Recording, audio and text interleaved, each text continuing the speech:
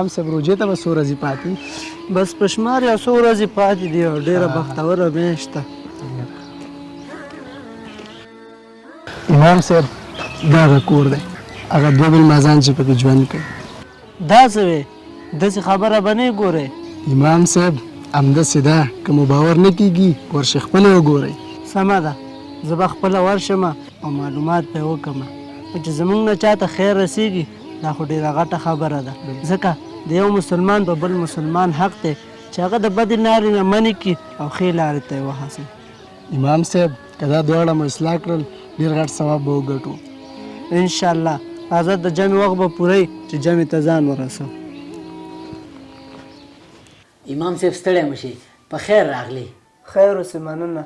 امام صاحب ستړی مشي. خیر اوسې، مننه. اسې امام صاحب خیر خو به و، څنګه راغلی؟ په دې لاره تېرېدم، مګر چې راځه دا دمه به دې سره وکړم. ښه زه ښه دې وکړه. ته خو زمونږ امام یې، فرمانه منډه ورشه دوکان نه بسکټ هم راوړه او میل پیک هم راوړه چې ښایسته زنګینې تورې چې یې ورله برابرې کړو. ښه دا دې راوړم.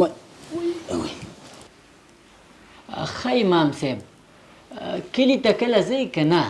او انشاءالله اراده مې کړې ده چې لاړ شم کلي ته. امام صاحب ته کښېنه، ښه زړه تنګ نه کړي. زه ورځم چې دا سرخوړلی چېرته لاړه، یوه ګنټه یې وشوه.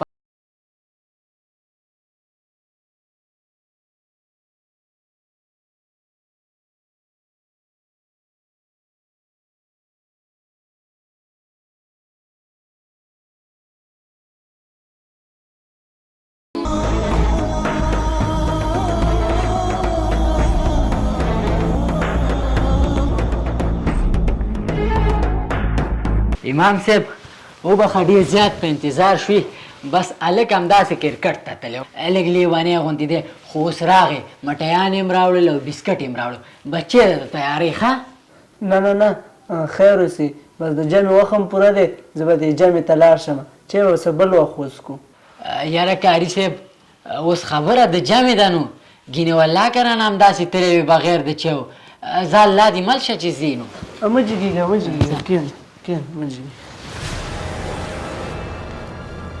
عجیبه سړی دی، راغلو او لاړو. لالا د امام څنګه داسې نیغ لاړو؟ لالا دلته ما روپۍ ایښې وې، 1000 افغانۍ وې. والکه دلته به دې نه ایښي نو څه شوې؟ همدلته مې ایښې وې لالا. ته وګوره بل ځای کې به دې ایښي.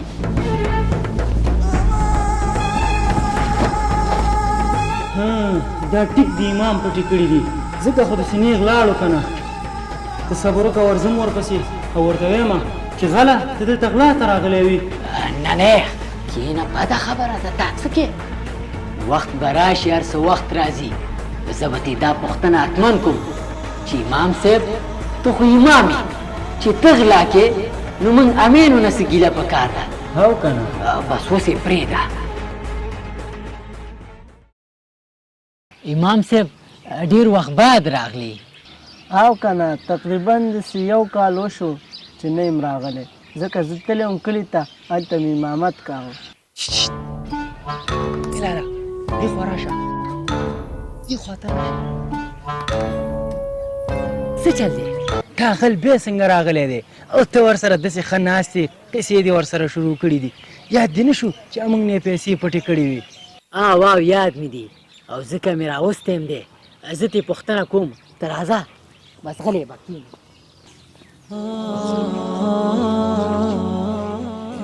ولې وروره نه سلام نه کلام او تندي کې 12 بجې دي، خیرات خو به یې که نه؟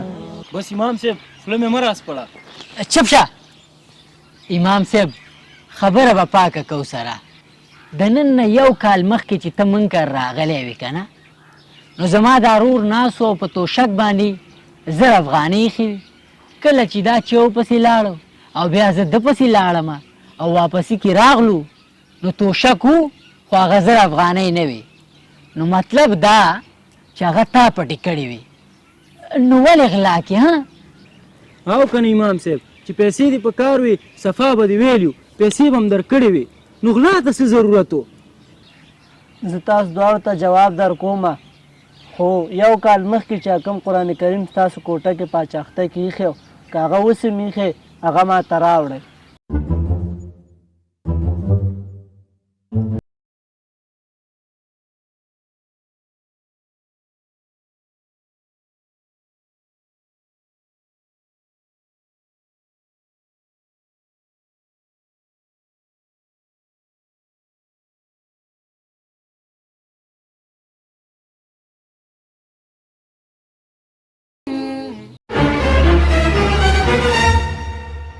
لالا دا 1000 افغانۍ او هم په قرآن کې. او دا 1000 افغانۍ په هغې ورځ باندې ما د توشک نه راواغستې.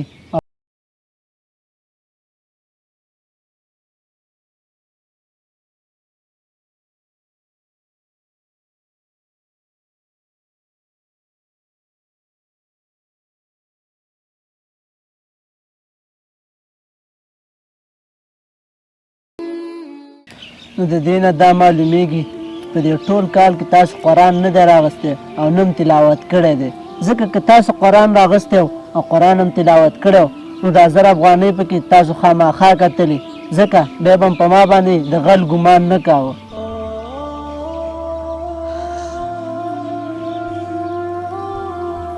او بدبختو دا هغه کتاب دی چې مونږ او تاسو پر ایمان راوړی، که د دې تلاوت وکړو او عمل پې وکړو نو دنیا و آخرت به مو ښه شي.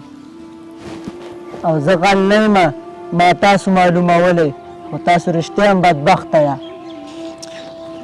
بس امام صاحب ستاسو د کور ودانې او موږ دواړه تا سره دا وعده کوو چې سر دننه به همیش د قرآن کریم تلاوت کوو او عمل به پې کوو، او موږ معاف که چې تا ته هم د غل ګمان وکړو.